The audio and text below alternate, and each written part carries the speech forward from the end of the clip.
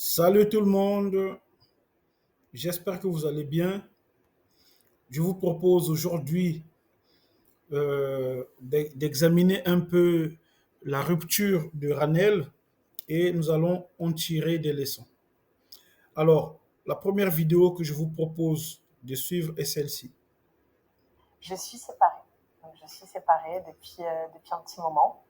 Et voilà, c'est tout. Je vais bien. Grâce à Dieu, je vais bien. J'ai ma famille qui m'entoure, mes amis. Donc tout va bien. Alors oui, je croirai toujours en l'amour parce que voilà, en fait, c'est tout. Non, je croirai toujours en l'amour. Même si je suis toujours pour la raison, je me dis qu'avec le mariage, l'amour arrive toujours après. Peu importe comment, mais il y a de l'affection, il y a du mariage. Et comme je le dis, Alors, l'amour arrive toujours après, c'est pas garanti. C'est pas garanti. Je ne crois pas que l'amour arrive toujours après. Le toujours là, on peut l'enlever. Ça peut arriver, mais pas toujours. ce qui ne convient pas à Ahmed conviendra à Mohamed. Lima laqal Ahmed et laqal Mohamed. Donc dans tous les cas, ouais, je crois encore au mariage. Elle a bien raison de dire qu'elle croit toujours au mariage. Parce que sinon, on devient quoi? On devient aigri, on ne croit plus en rien et tout devient mauvais sur cette planète. Non, la bonne façon de voir les choses, c'est de se dire que euh, à partir du moment où tu as fait les choses correctement, tu as fait ce que tu avais à faire, tu as fait de ton mieux pour sauver ton couple et qu'à la fin, il fallait quand même se séparer, eh ben, tu peux partir avec ta conscience tranquille. Tu n'as pas à détester tous les hommes ou bien à détester toutes les femmes pour les hommes. Non, la vie continue. Il faut continuer de croire en l'amour. Voilà. Oui, si Dieu veut. Et si j'en ai pas, c'est ok aussi. Aux filles qui m'écoutent, comme je vous le dis, C'est une bonne attitude. Si j'ai des enfants, c'est bien. Si j'en ai pas, c'est pas grave. le divorce n'est pas une fin en soi.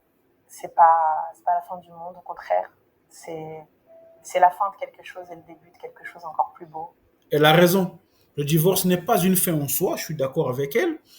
Parce que beaucoup de gens considèrent que à partir du moment où ils ont divorcé, allez, ça y est, ils ne valent plus rien, ils n'ont plus d'importance dans cette société, encore moins auprès de leur famille. Tout le monde va se mettre à les dénigrer et eux, ils vont permettre à ces gens-là de les dénigrer et ça fait que finalement, on est détruite de l'intérieur et c'est pas une bonne façon de voir les choses. Donc, quand vous étiez là à me dire, mais il y a un truc qui a changé, tu as le nous sur ton visage. Et moi, j'étais là en train de rigoler en mode Bobby Brown et tout, mais j'étais en plein dedans. Euh, Quand il y avait des moments où j'étais un petit peu dans le down et que vous ne le voyez pas, en fait, j'étais pas. Mais ça, c'est pas la faute des gens. Les gens peuvent pas savoir ce que tu es en train de traverser. Et donc, voilà, tu as choisi de vivre ces choses-là en cachette, ce qui est tout en ton honneur. Mais les gens peuvent pas savoir. Donc, ce qui fait que bah, ceux qui ont appris, par exemple, ton mariage en retard, bah, ils vont te souhaiter joyeux mariage et tout ça, meilleurs vœux. Alors que pendant ce temps-là, toi, tu es déjà en train de divorcer. Mais ça, c'est pas la faute des gens. Bien et que tu peux parler à personne et que tu devais. C'était pas. En fait la vie continue, les filles, la vie, elle est magnifique. Elle est très, très belle et tout ce que j'ai à vous dire, c'est profiter, profiter de votre life, profiter des vôtres et voilà, c'est tout. Oui, la vie continue, la vie est magnifique. Voilà, s'il vous plaît, la fin d'une relation, la fin d'un mariage n'est pas la fin de votre vie. Un être humain doit être capable d'avoir une vie d'abord avant de rentrer dans le mariage.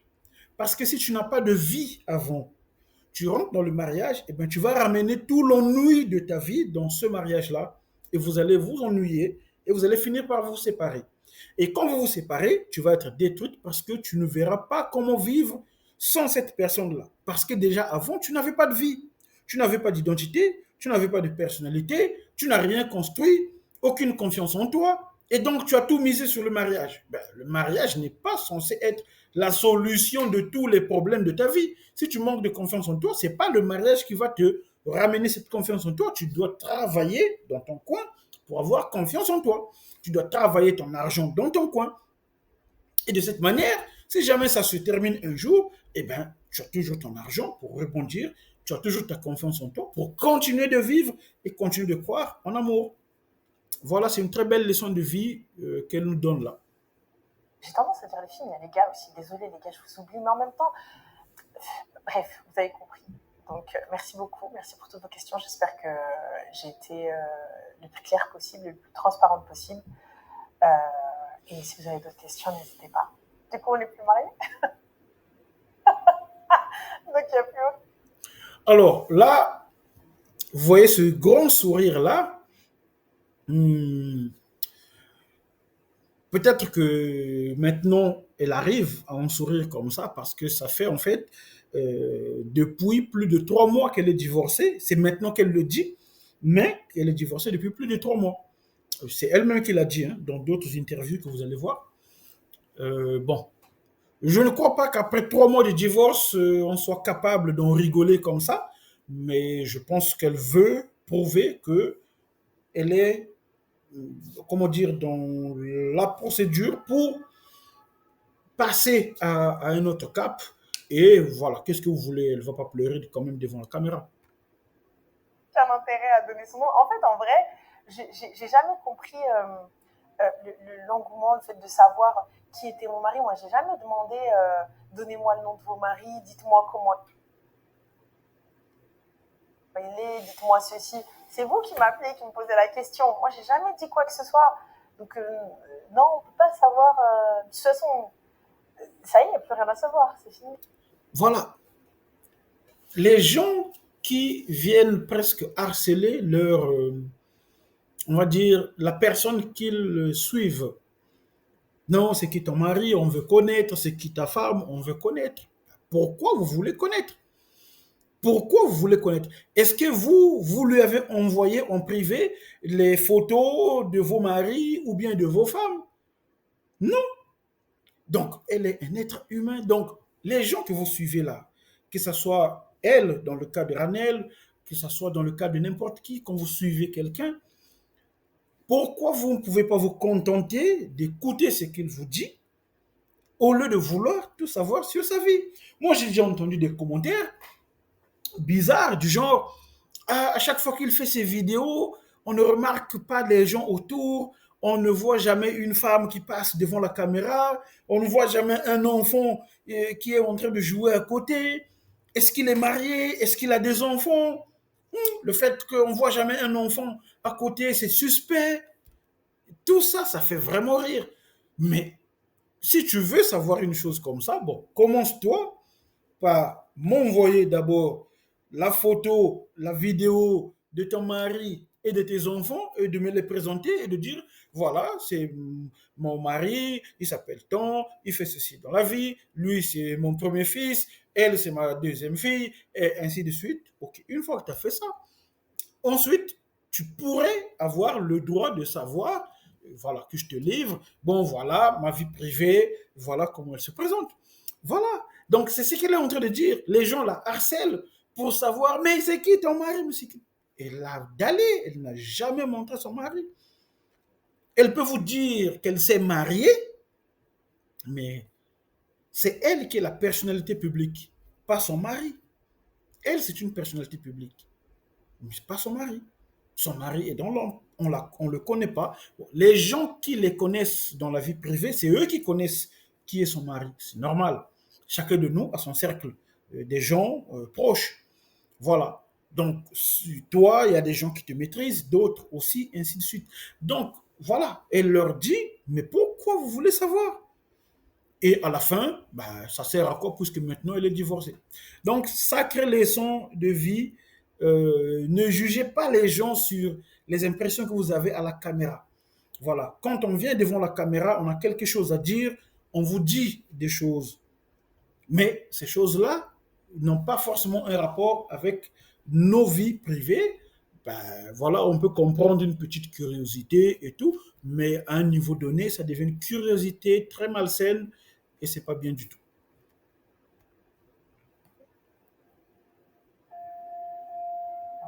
Je continuerai toujours à conseiller les femmes et les hommes aussi. On continuera toujours à conseiller les gens. Euh, Mon divorce, il a absolument rien à voir avec des problèmes de dingue ou quoi que ce soit. Euh, c'est quelque chose de lambda, de classique, ça s'est séparé correctement et en bon terme et fin. Donc, c'est. En fait, j'ai. Là aussi, elle nous donne une sacrée leçon de vie. Elle dit que malgré son divorce, elle va continuer de conseiller les gens. Mais oui, je vois beaucoup de gens dire non, quand tu n'es pas marié, tu ne peux pas comprendre. Donc le jour où tu seras marié, tu me donneras des leçons et tout ça.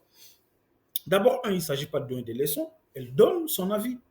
Elle partage son expérience. Elle a une certaine maturité et donc elle donne des conseils, même à des gens mariés, même avant qu'elle ne soit mariée. Elle n'est restée mariée que 6 mois. Mais avant, elle était célibataire, elle n'était pas mariée, mais pourtant elle conseillait des gens, parfois des couples. Et on ne peut pas dire que les conseils qu'elle donnait étaient de mauvais conseils. À un moment donné dans la vie, parfois, il s'agit juste de, comment on appelle ça, d'être factuel. Il s'agit parfois seulement de logique. Si je te dis le feu brûle, j'ai pas besoin d'être un diplômé, je sais pas moi, en sciences du feu. Je sais pas si ça existe, mais vous avez compris. Pour que tu puisses me croire.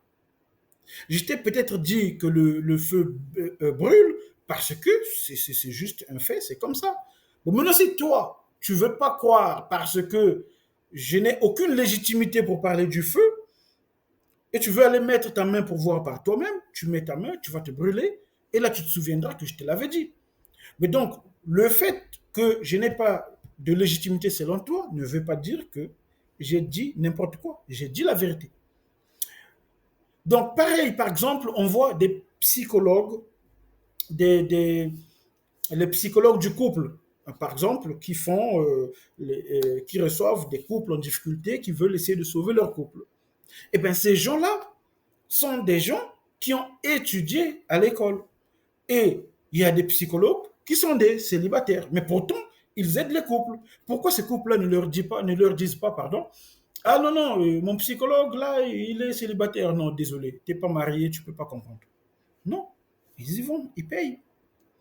Donc, ce n'est pas obligatoire de faire exactement ce pourquoi tu es en train de donner un conseil.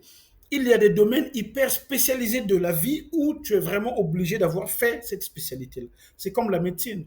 Tu ne peux pas t'improviser médecin, tu ne peux pas t'improviser quelqu'un qui donne des conseils médicaux. Ça, c'est pas possible. Donc ça, voilà, c'est que les médecins.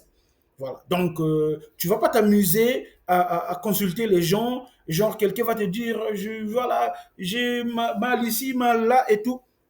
Toi, tu vas dire, ça, je pense que c'est telle maladie. Va prendre tel médicament. Tu n'as pas l'autorisation de faire ça. Par hasard, ça marche. Et s'il y a un problème, cette personne dira, c'est toi qui lui as donné ce médicament et tu iras en prison. Donc, tu n'es pas couvert. Donc, oui, ça, il faut laisser ça au médecin. C'est comme aussi le droit, les conseils juridiques. Tu ne vas pas t'improviser quelqu'un qui peut te donner des conseils juridiques. Ouais. Donc ça, il faut laisser ça aux médecins. C'est comme les ingénieurs. Voilà, tu ne vas pas t'improviser quelqu'un qui donne des avis sur des trucs d'ingénieurs. Voilà. Donc il y a des trucs comme ça hyper spécialisés dans la vie. Il faut laisser ça aux hyper spécialistes. Mais il y a d'autres choses de la vie. Il n'y a pas besoin d'être un spécialiste.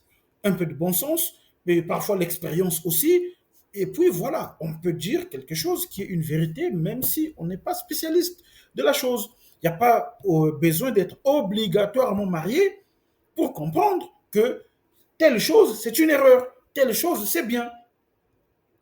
Les gens qui donnent des conseils ne prétendent pas être des gens qui ont tout compris à 100%. Non.